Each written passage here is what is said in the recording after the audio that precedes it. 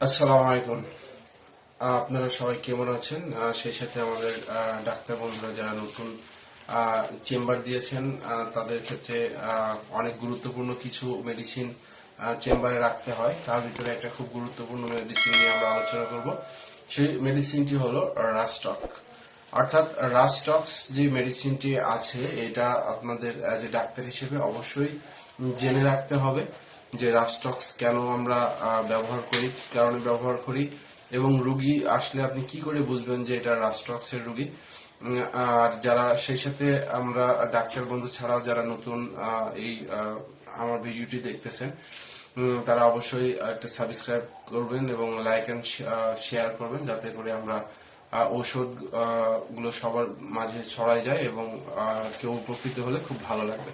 তো রাস্টক্স যে মেডিসিনটি সেটা হলো আমরা যেটার সমমান হলো পয়জন অক এবং পয়জন আইভি, এটা হলো সমনাম। আর এটার প্রভার হলো ডক্টর স্যামুয়েল হ্যানিম্যান স্যার নিজে।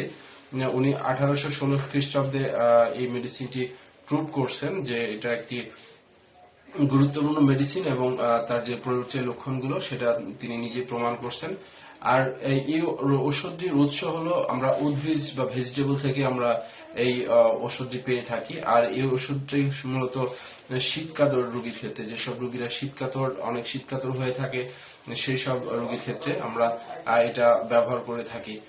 এর প্রধান ক্রিয়াস্থল হলো মাংসপেশি, চর্ম, মিউকাস মেমব্রেন, সন্ধিসমূহ, গ্রাণসমূহ এবং শরীরের অন্যান্য অর্গানের উপর এটা কাজ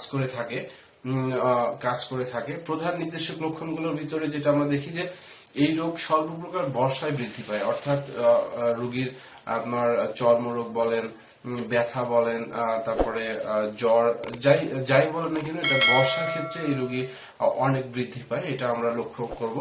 বিশেষ করে বৃষ্টির পানিতে ভিজলে রোগীর রোগ ব্যথা, তারপরে জ্বর, কাশি, সর্দি এই টাইপের সমস্যাগুলো বৃদ্ধি পায়। প্লাস দেখা যাচ্ছে যে রোগীর এক্ষেত্রে দেখা যাচ্ছে যে নড়াচড়া বা সঞ্চালনের ক্ষেত্রে উপশম হয়। আমরা ব্রায়োনিয়ায় দেখছি যে নড়াচড়া করলে আপনার রোগ বৃদ্ধি পায়, আর রাস্টক্সের ক্ষেত্রে দেখা যাচ্ছে যে নড়াচড়া করলে উপশম হয়। আরেকটা যে জিনিসগুলো আমরা রাস্টক্সের ক্ষেত্রে দেখবো যে তার সমস্ত অঙ্গ প্রত্যঙ্গ বা শরীরের ভিতরে কামড়ানি, তারপরে দেখা যাচ্ছে যে চাবানি টাইপের ব্যথা অনুভূত হবে এবং সে প্রচুর ব্যথা অনুভূত করবে। এই ক্ষেত্রে আমরা এই লক্ষণটি দেখব। আর রাস্টক্সের রোগীর ক্ষেত্রে প্রচন্ড অস্থিরতা থাকবে। দেখা যাচ্ছে যে সে খুব অস্থির হয়ে যাবে। সে যদি ব্যথা হয়, জ্বর হয় বা যে কোনো সমস্যা হয় তাহলে দেখা যাচ্ছে সে খুবই অস্থিরতা হবে, সে কোনোভাবেই স্থির থাকবে না। আর একটা হলো যে ঠান্ডাতে বৃদ্ধি পাবে। উত্তাপ যদি হয় তাহলে একটু উপশম হবে। উত্তাপ বলতে আমি আগে বলছি যে নড়াচড়ার ক্ষেত্রে রোগীর সঞ্চালন হয়, দেখা যাচ্ছে শরীরটা যদি একটু গরম হয় বা সেক্ষেত্রে তার একটু আরাম অনুভূত হয়। আমরা রাস্টক্স রোগীর ক্ষেত্রে এজ এ ডাক্তার হিসেবে যখন রাস্টক্স রোগীর ক্ষেত্রে আমরা দেখব যে রোগীকে বলবো যে আপনার একটু জিহ্বাটা দেখান, রোগী তখন আপনাকে জিহ্বাটা দেখাবে, কিন্তু দেখা যাচ্ছে যে আপনার ত্রিকোণ টাইপের অর্থাৎ ত্রিভুজ টাইপের থাকবে জিহ্বাটা এবং লাল বর্ণের থাকবে। এই ক্ষেত্রে আমরা বুঝতে পারবো যে না, এটা রাস্টক্স এর রোগী। আমরা 70% ধরে নিব যে না, এটা রাস্টক্স এর রোগী।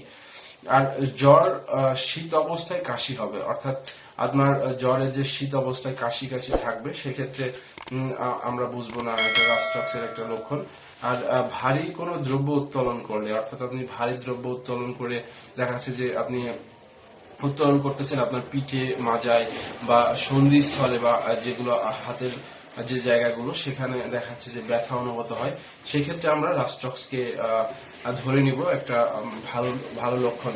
বা আমরা ব্যথার টনিক হিসেবে রাস্টক্সকে আমরা খুব ভালো ঔষধ হিসেবে আমরা ব্যবহার করতে পারি। আর কি কি কারণে হতে পারে সেটা অতিরিক্ত শারীরিক পরিশ্রম করে, দেখা যাচ্ছে আপনার সে অতিরিক্ত শারীরিক পরিশ্রম করার ফলে আপনার এই রোগগুলো বৃদ্ধি পাচ্ছে, অর্থাৎ ব্যথা হচ্ছে, কামড়ানি হচ্ছে, চাবানি টাইপের থাকতেছে, মাথা ব্যথা করতেছে, এরকম লক্ষণের ক্ষেত্রে আমরা রাস্টক্সকে স্মরণ করব। আর আমরা আগে বলছি যে ভারী কোনো জিনিস যদি সে উত্তোলন করার পরে তার ব্যথা হতে পারে, তার মাজায়, পিঠে, তারপরে কোমরে ব্যথা হবে, পায়ে ব্যথা হবে, সেক্ষেত্রে আমরা রাস্টক্সকে স্মরণ করব। আর শরীরের ঘাম কিংবা অধিক গরম লাগার ফলে, পানি দ্বারা গোসল করার ফলে আপনার দেখা যাচ্ছে রাস্টক্সের যে লক্ষণগুলো আমি বলছি এগুলো বৃদ্ধি পাবে। আরেকটা দিক আছে, স্বেচ্ছাতে স্থানে বসবাস করলে, নদীর চারপাশে বসবাস করলে বা পুকুরের চারপাশে বসবাস, পুকুরের থাকলে তার চারপাশে বসবাস করলে তার রোগগুলো বৃদ্ধি পাবে, তার জ্বর বৃদ্ধি পাবে, তার কাশি বলেন, তার মাজা ব্যথা, হাতের সন্ধিস্থলে ব্যথা, এই টাইপের ব্যথাগুলো বৃদ্ধি পাবে। তাহলে আমরা বুঝবো যে না, এটা আমাদের রাস্টক্সের রোগী। বৃষ্টির পানিতে গোসল করলে দেখা যাচ্ছে যে আপনি বৃষ্টির পানিতে গোসল করছেন, গোসল করার পরে আপনার জ্বর এসছে, জ্বরের সাথে ব্যথা আছে শরীরে, সেক্ষেত্রে আমরা এটা করবো। আরেকটা জিনিস যেটা দেখি আমরা, গরমকালে আমরা হঠাৎ করে ফ্রিজের পানি খাই। ফ্রিজের পানি খাওয়ার ফলে কি হচ্ছে, আপনার কাশি হচ্ছে, গলা ব্যথা হয়ে যাচ্ছে, তারপরে জ্বর থাকতেছে, মাথা ব্যথা করতেছে। এই ক্ষেত্রে আমরা ফ্রিজের পানিটা অ্যাভয়েড করব। আমরা যেহেতু বলছি যে এটা বিশেষ করে বর্ষায় বৃদ্ধি পায়, এর সব লক্ষণগুলো বর্ষায় বৃদ্ধি পায়, সেজন্য আমরা বর্ষার সময় আমরা ঠান্ডা পানিগুলো বা গরমে খেয়ে থাকি, সেক্ষেত্রে আমরা এদিকে একটু লক্ষণ রাখবো। আর বৃদ্ধি আমরা আগে আলোচনা করছি, বিশ্রাম বৃদ্ধি হয়, রাত্রে বৃদ্ধি পায়, ডান পাশে শুলে বৃদ্ধি পায় এবং অতিরিক্ত পরিশ্রম করলে বৃদ্ধি পায়। আর কি করলে আপনার একটু আরাম পাবেন, গরম বা শুষ্ক আবহাওয়ায় গরম পানি দ্বারা গোসল করলে, শরীর টিপলে, গরম কাপড় চোপড় দ্বারা শরীর ঢেকে রাখলে, বিছানায় এপাশ ওপাশ করলে দেখা যাচ্ছে যে অনেকটাই আপনি আরাম অনুভূত হয়। আর রাস্টক্সের ক্ষেত্রে আমরা যে ওষুধটি একেবারে খাওয়াবো না, আমরা ডাক্তার হিসেবে একটা জিনিস, আমরা যে মেডিসিনটি রাস্টক্সের সাথে দিব না সেটা হলো অ্যাপিসমিল ওষুধটি একেবারেই দিব না। মানে এই ওষুধটি ব্যবহার করব না, এটা হলো শত্রু বলা যায়, অ্যাজ এ আপনার দেখা যাচ্ছে যে ডেঞ্জার এরিয়া, যে এই ওষুধটি দিলে দেখা যাচ্ছে রোগীর ক্ষতি হবে, ভালো হবে না।